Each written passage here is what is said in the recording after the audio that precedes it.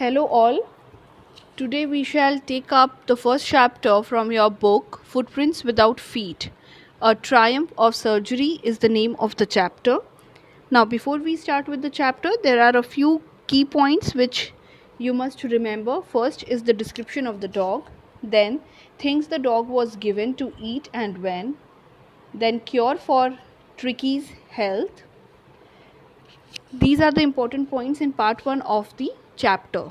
Now, the basic blueprint of the chapter is that we have a dog here. The name of the dog is Tricky, and the master of the dog is Mrs. Pumphrey, and there is this doctor, Dr. Heriot. They are the three major characters in this story. Okay, so let's start. A Triumph of Surgery. Tricky, a small dog, is pampered and overfed by his rich mistress. He falls seriously ill, and his mistress consults a veterinary surgeon. Does he perform an operation? Does the dog recover? Okay, so the major concern here is whether the dog undergoes any kind of a surgery for his treatment. The first question, why does the dog require a treatment? Next, how is the treatment done? Third, what is the result of the treatment? Okay, these are the three major concerns. Now you have in the section read and find out. You have three questions which we shall solve here itself. Why is Mrs. Pumphrey worried about Tricky? This is the first question. Next, what does she do to help him? Is she wise in this? And the last one, who does I refer to in this story? As we move ahead, we will come across the answer of these questions. Let's start. I was really worried about Tricky this time. I had pulled up my car when I saw him in the street with his mistress, and I was shocked at his appearance. He had become hugely fat, like a bloated sausage with a leg at each corner. His eyes, bloodshot and rheumy, stared straight ahead, and his tongue lolled from his jaws.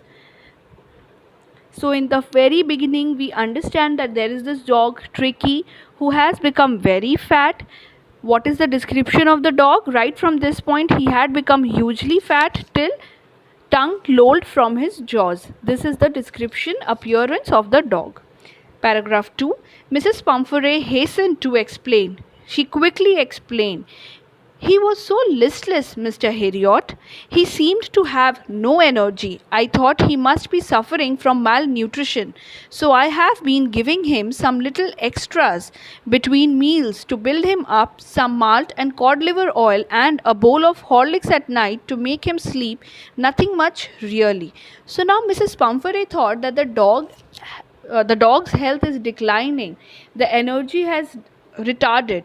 So she thought that maybe this is because the dog is not getting the proper nutrients. So what does she do? What she did is that she starts giving him something extras between the meals to build up. To build up here, what does this mean? So that the dog's nutrition is gained. Next paragraph. And did you cut down on the sweet things as I told you? Oh, I did for a bit, but he seemed to be so weak I had to relent. He does love cream cakes and chocolates, so I can't bear to refuse him. So what did she say here? She says that the doctor here first said that I told you not to give him any sweet. So have you stopped? She says, no, I thought that the dog is not doing well. So instead of removing sweets and these kind of things from him, and moreover he has this tooth for sweet things, so I kept giving him. I could not I could not give up these things. Relent means give up.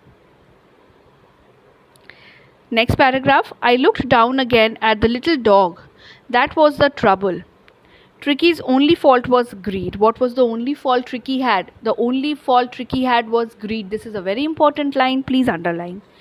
He had never been known to refuse food. He would tackle a meal at any hour of the day or night. And I wondered about all the things Mrs. Pumphrey hadn't mentioned.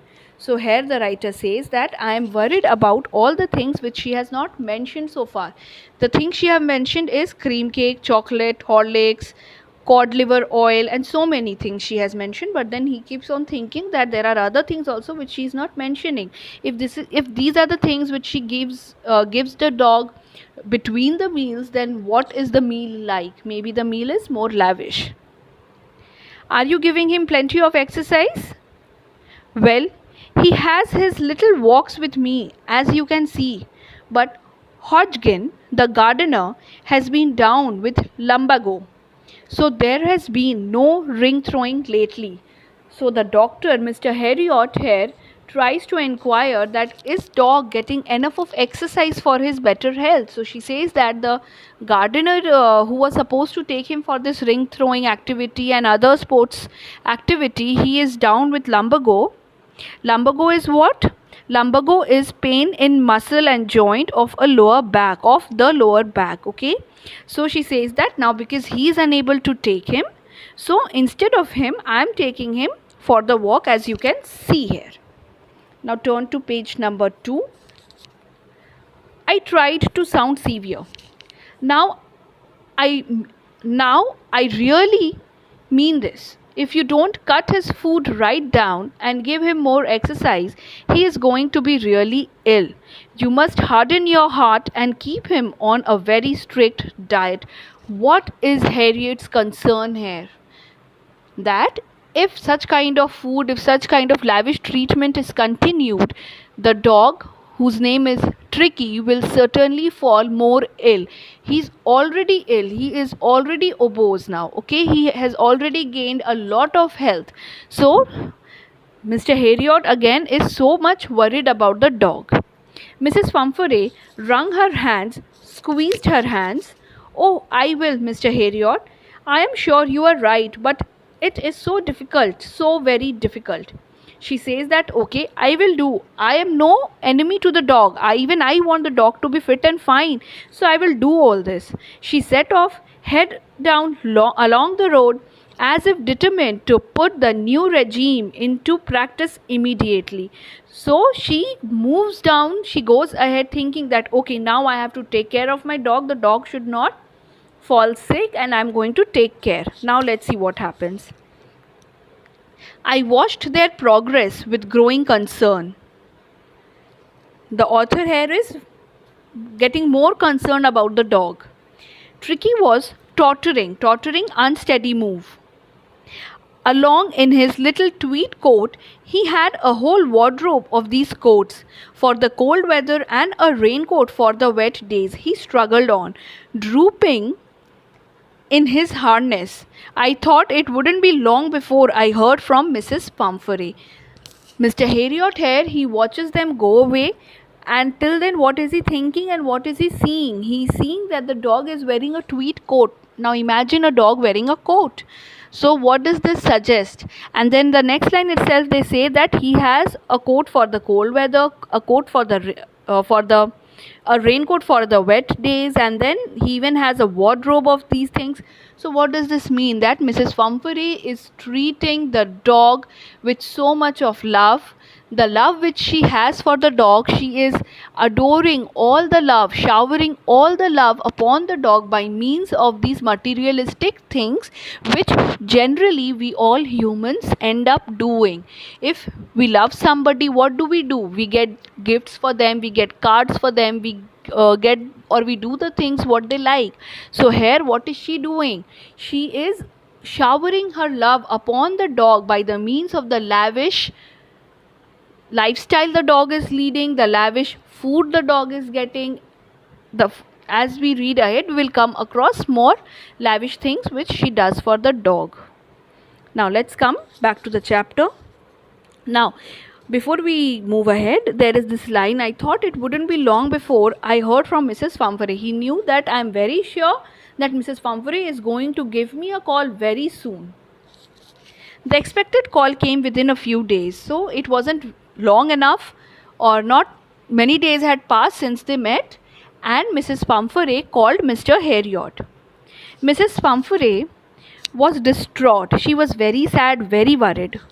Tricky would eat nothing. Now, Tricky was so ill that he has now refused to eat. Somebody who is so greedy, somebody who just likes eating and has all of a sudden stopped eating. It's so unusual, isn't it? So, here also, Tricky is doing something unusual.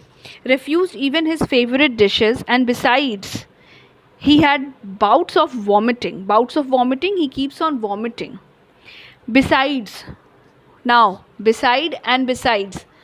Remember this grammatical term. Besides is what? In addition to. And beside is next to.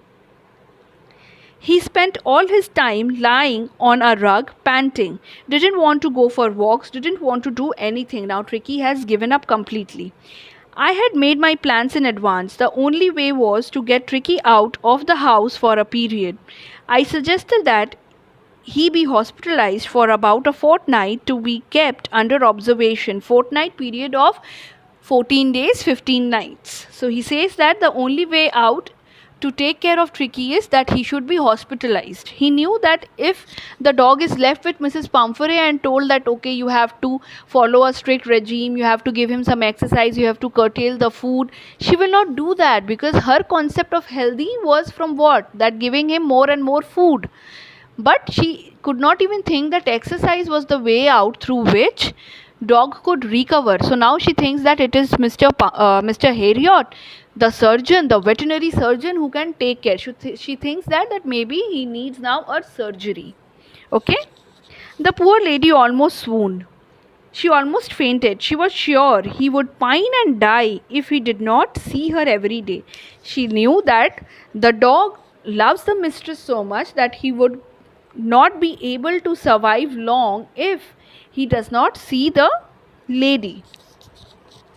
But I took a firm line. Tricky was very ill, and this was the only way to save him. In fact, I thought it best to take him without delay, and followed by Mrs. Pumphrey's wailings, I marched out to the car carrying the little dog wrapped in a blanket. So what does Mr. Heriot, the veterinary surgeon, do here? What he did is that he comes and takes the dog without much ado.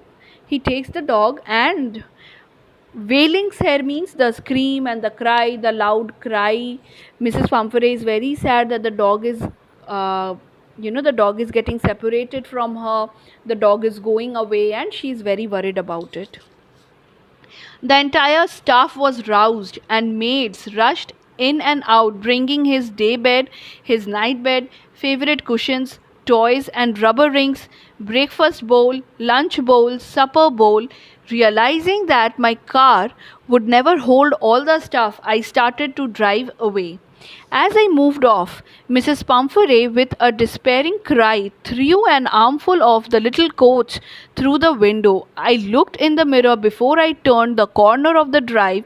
Everybody was in tears. So what is happening here? Mr. Heriot, he comes to take the dog away, and he has almost taken the dog. Now everybody in the house, they are up doing things for the dog. They are there like thinking dog might need the day bed, the night bed, the coats, the cushions, and so many things, toys. So this suggests what? That the dog there was living in a lavish lifestyle.